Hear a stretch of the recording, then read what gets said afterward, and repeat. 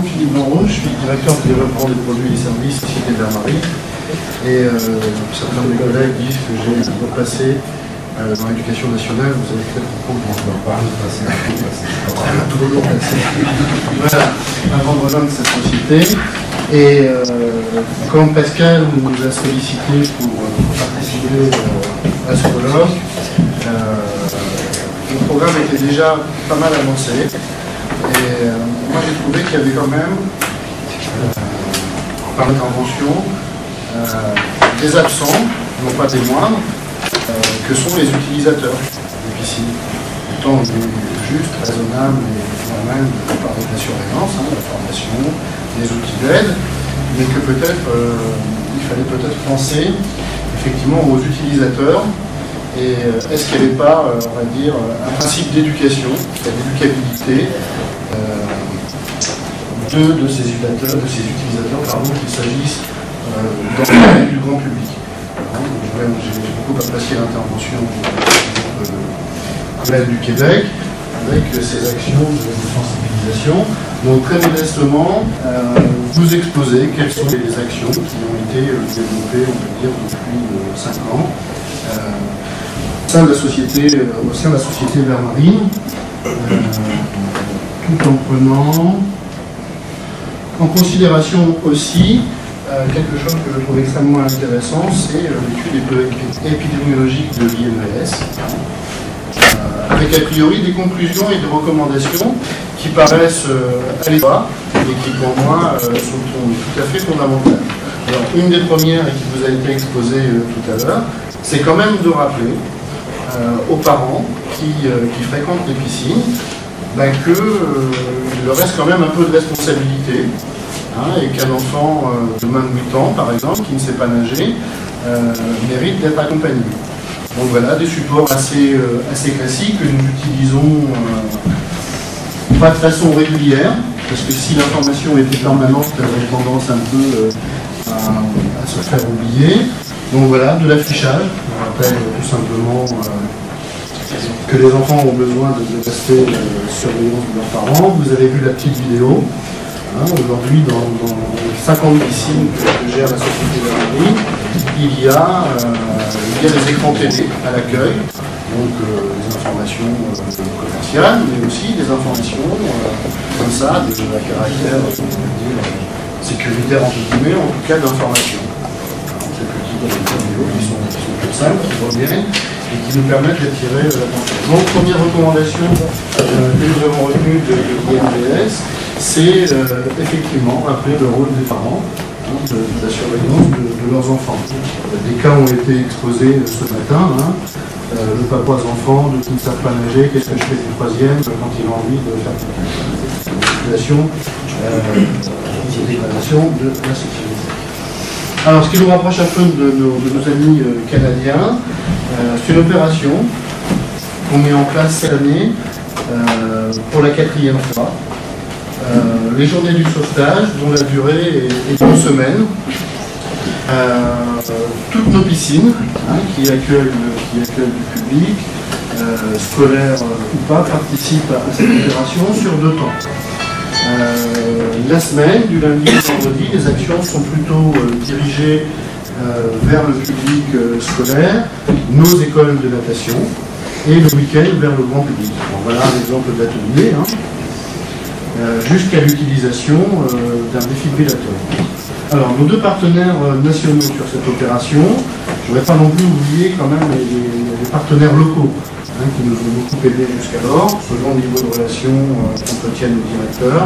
Il peut très bien s'agir des sapeurs-pompiers directement, qui viennent fréquenter régulièrement les piscines et qui en échange participent à ces journées de sauvetage. D'autres fédérations. Alors l'INPES, depuis le début, nous a accompagnés. L'INPES, c'est l'Institut national de prévention et d'éducation à la santé, qui édite depuis de nombreuses années des petits fascicules de prévention. Alors à la fois prévention piscine, prévention à la mer, prévention plan d'eau, qui avait aussi édité des paquets de prévention à destination des détenteurs de piscines privées.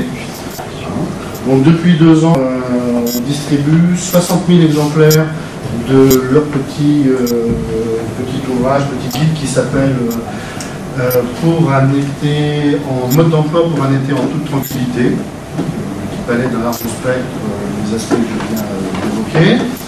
Et puis cette année, on développera de façon générale un partenariat avec la Croix-Rouge française, de manière à ce que ce soit des livres, vous savez, des diplômes qui s'articulent autour des 6 gestes de premier secours.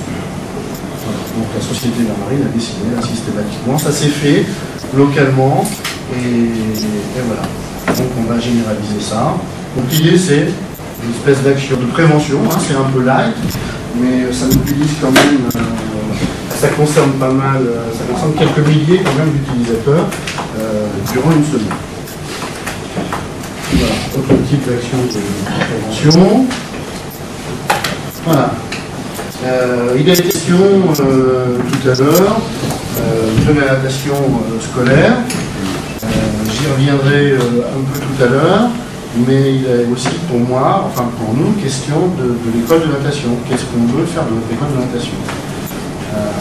Bernardine est donc délégataire de service public, qui gère des établissements de loisirs, certains sont à vocation sportive. D'autres à vocation plus touristique ou culturelle, mais en tout cas des piscines à vocation sportive, qui sont essentiellement des équipements sport-loisirs. Voilà. Quelle est la vocation de la Société Bernardine? C'est de prendre en compte cette dimension de loisirs de ces équipements. Et très clairement, on a évolué, on est en train de développer, de généraliser dans le cadre d'une certification, une école de natation qui sera une école de natation de loisirs. Bernardine n'a pas vocation à copier une école de natation fédérale, ça correspond à ses objectifs.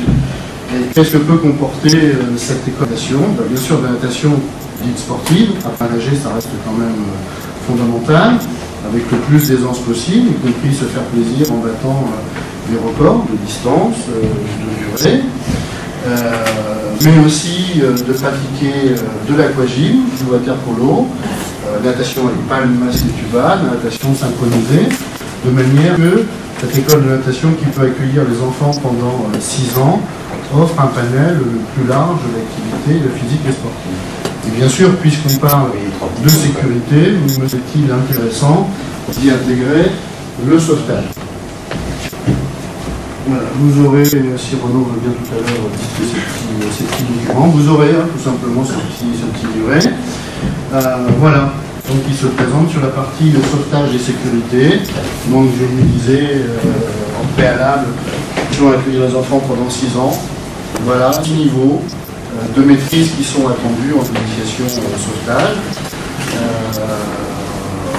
J'ai évoqué tout à l'heure le de loisir. C'est pas parce que c'est du loisir qu'il n'y a rien à apprendre. Voilà, vous verrez tout à l'heure, le contenu est, comme on dit, relativement trapu. Alors nager, c'est nager avec plaisir à la piscine, mais pas seulement à la piscine.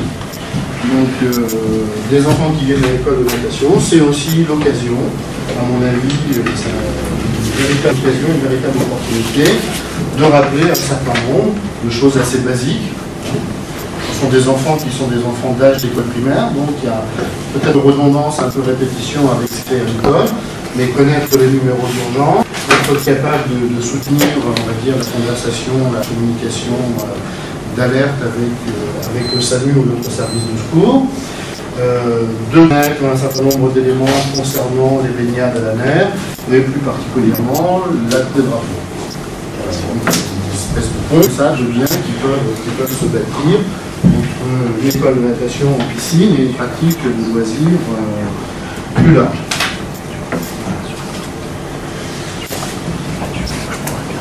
Quels sont les outils? Parce qu'entre le dire et le faire, il y a bien une marge.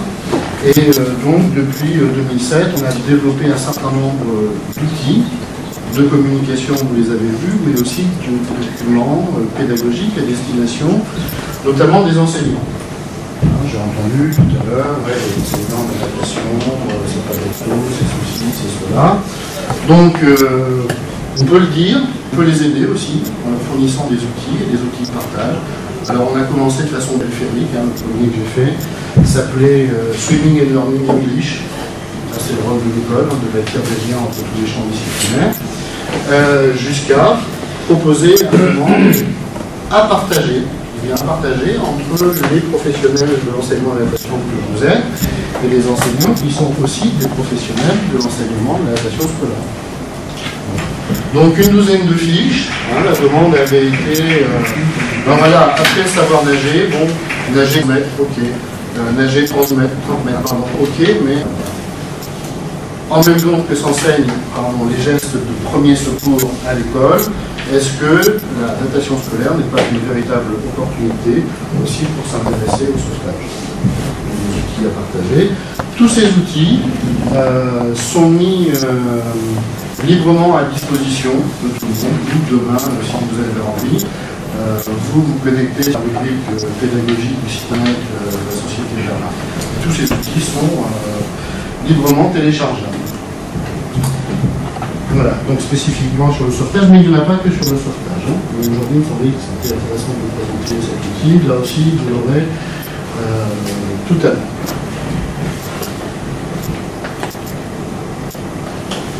Il est tout beau, il est tout chaud, il est arrivé hier. Voilà.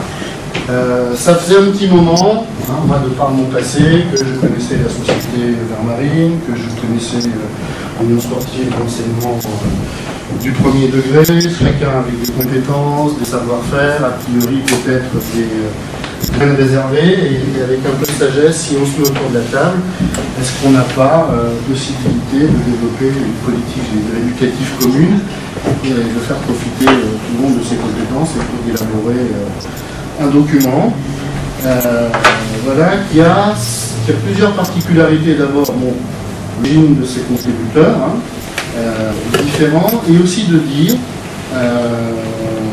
le savoir nager, c'est quoi? Alors, à l'école, il est défini d'une certaine façon, on l'a dit tout à l'heure. Il a été défini aussi par le comité interfédéral de natation. J'abrège peut-être un peu le terme. À chaque fois, on s'est aperçu que voilà, 15 mètres, 30 mètres, le sauvetage, et on avait positionné comme ça des espèces de tests.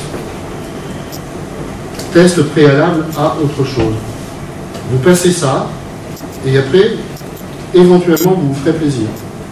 Voilà, commencez à nager un peu en surface, un petit peu en profondeur, et puis le plaisir viendra après. Le parti pris sur lequel on s'est tous mis d'accord, c'est de dire ces tests-là, ces niveaux, il y a différents moyens de les atteindre, et je ne vois pas pourquoi la pratique du water polo, de la natation synchronisée, ou du sauvetage ne permettrait pas d'atteindre ce savoir nager. Pourquoi faut-il attendre d'atteindre ces niveaux avec des répétitions, de longueur, d'exercices souvent stéréotypés, pour se faire plaisir? Moi, je suis persuadé que les changements d'orientation qui sont constamment proposés dans des situations de natation synchronisée permettent parfaitement d'atteindre le savoir nager. Se faire plaisir autrement, par la pratique de jeux collectifs et du water polo, ça contribue aussi à l'acquisition du savoir nager. Je pense que plus on est à l'aise dans l'eau, dans des situations diversifiées, plus on se fait plaisir, je tiens vraiment à cette notion-là, et plus on est en mesure d'assurer sa propre sécurité en tant que nageur.